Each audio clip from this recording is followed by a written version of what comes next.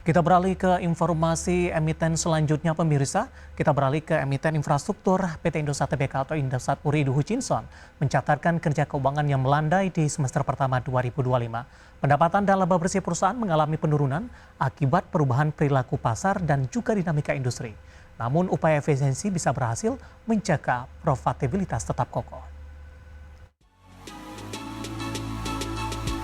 Indosat membukukan pendapatan semester pertama tahun ini sebesar 27,11 triliun rupiah, turun 3,1% dibandingkan periode yang sama tahun lalu sebesar 27,97 triliun rupiah. Penurunan ini terutama dipicu oleh kontraksi pendapatan layanan data, telepon, dan SMS, meskipun ada peningkatan pada jasa nilai tambah dan interkoneksi. Perusahaan terus ekspansi jaringan 4G dengan penambahan lebih dari 15.000 BTS hingga pertengahan tahun untuk mendukung pertumbuhan traffic data. Meski pendapatan turun, Indosat masih mencatat laba bersih sebesar 2,33 triliun rupiah, turun 14,6% dibandingkan periode yang sama tahun lalu mencapai 2,73 triliun rupiah. Penurunan laba ini dipengaruhi oleh kenaikan beban penyelenggaraan jasa, penyusutan, dan beban lain-lain bersih, namun efisiensi di beban karyawan, pemasaran, dan administrasi mampu meredam tekanan biaya. Indosat mencatatkan pertumbuhan traffic data sebesar 3,6% secara year on year pada semester pertama 2025 didorong oleh pengguna layanan digital yang meningkat. Rata-rata pendapatan per pengguna juga naik menjadi 38.900 menandakan potensi monetisasi yang tetap menarik meskipun pasar sedang menghadapi tantangan konsolidasi SIM dan perubahan perilaku pelanggan. Indosat terus memperkuat fondasi bisnis melalui investasi berkelanjutan dalam pengembangan jaringan dan teknologi terbaru termasuk peluncuran AI Experience Center di Jayapura. Perusahaan juga menjalin kolaborasi strategis untuk mempercepat inklusi digital di seluruh Indonesia, menyiapkan diri menghadapi tren pasar dan memaksimalkan peluang pertumbuhan di era digital. Berbagi sumber, IDX Channel. Keinformasi emiten pemirsa di mana emiten konsumsi PT Sari Melati Kencana Tbk membukukan perbaikan kinerja di sepanjang semester pertama 2025 dengan berhasil mengubah rugi menjadi laba mencapai 16 miliar rupiah setelah kerugian 75 miliar rupiah yang dialami pada 6 bulan pertama di tahun lalu. Pihak manajemen menyampaikan bahwa capaian kinerja ini tidak terlepas dari inovasi produk dan penguatan core menu yang menjadi favorit pelanggan. Selain itu, peluncuran sejumlah menu baru yang menjadi selera konsumen Indonesia juga berkontribusi terhadap pertumbuhan penjualan lebih dari 17% dibandingkan program limited time offer di periode yang sama pada tahun lalu.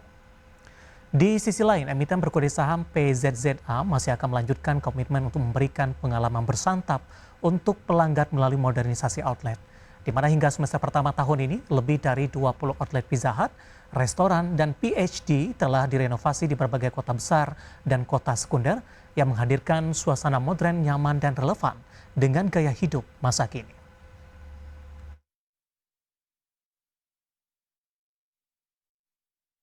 Pemirsa, PT Sumber Alvaria Trijaya Tbk, pengelola jaringan minimarket Alfamart melaporkan kinerja positif pada semester pertama 2025 dengan pertumbuhan laba bersih 4,98% dibandingkan periode yang sama di tahun lalu.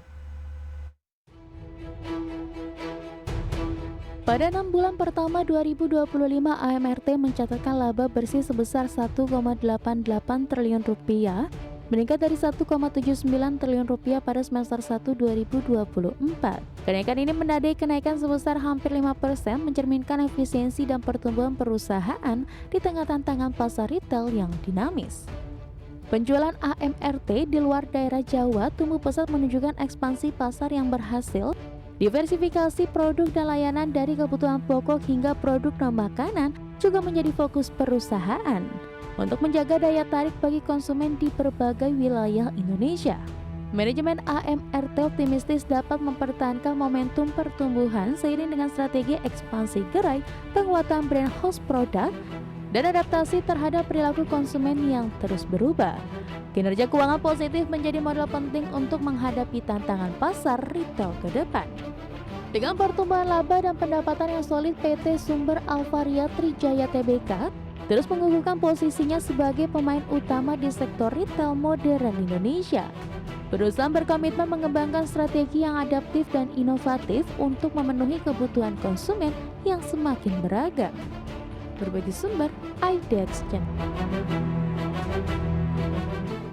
Sementara itu pemirsa, PT Avia Avian Tbk, pemain utama industri cat dan solusi arsitektur, kembali mencatatkan kinerja positif pada paruh pertama 2025 meski menghadapi sejumlah tantangan pasar. Perusahaan berhasil mempertahankan laba bersih 781,6 miliar rupiah dengan penjualan yang meningkat signifikan. Avia Avian berhasil meningkatkan penjualan konsolidasi sebesar 7,3% year on year menjadi 3,88 triliun rupiah hingga Juni 2025. Peningkatan ini didorong oleh pertumbuhan di dua segmen utama perusahaan, yaitu solusi arsitektur yang tumbuh double digit sebesar 10,4% dan segmen barang dagangan sebesar 13,7%.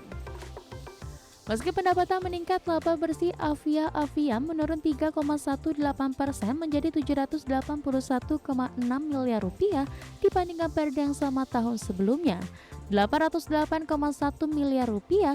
Penurunan ini dipengaruhi oleh kenaikan beban pokok penjualan dan beban usaha, namun margin laba kotor tetap terjaga pada level 43,1%.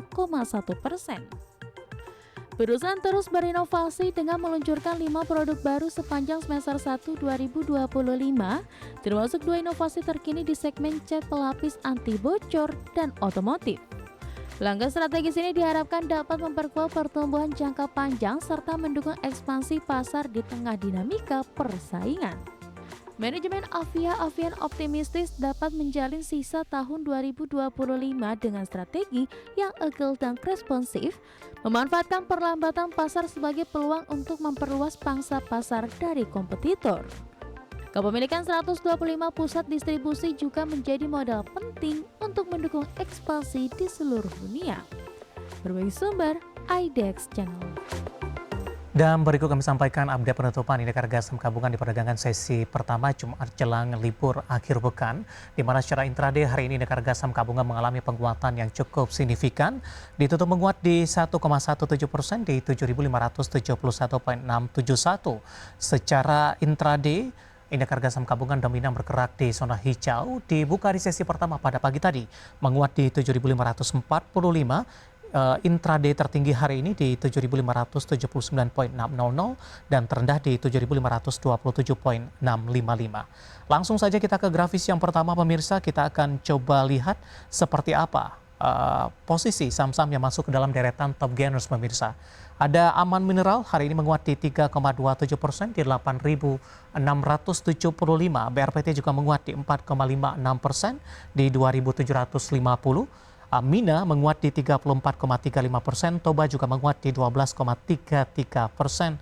Sentimen dari rilis kinerja semester pertama tampaknya membayangi pergerakan saham-saham di Bursa Efek Indonesia dalam beberapa hari terakhir. Grafis selanjutnya top loser pemirsa, dari properti ada Pani tertekan di 2,27%, Era juga melemah di 5,35%, PFA anjlok di 7,30% dan Alsip melemah di 3,60%. Level masing-masing penutupan dapat Anda saksikan grafis di layar televisi Anda pemirsa.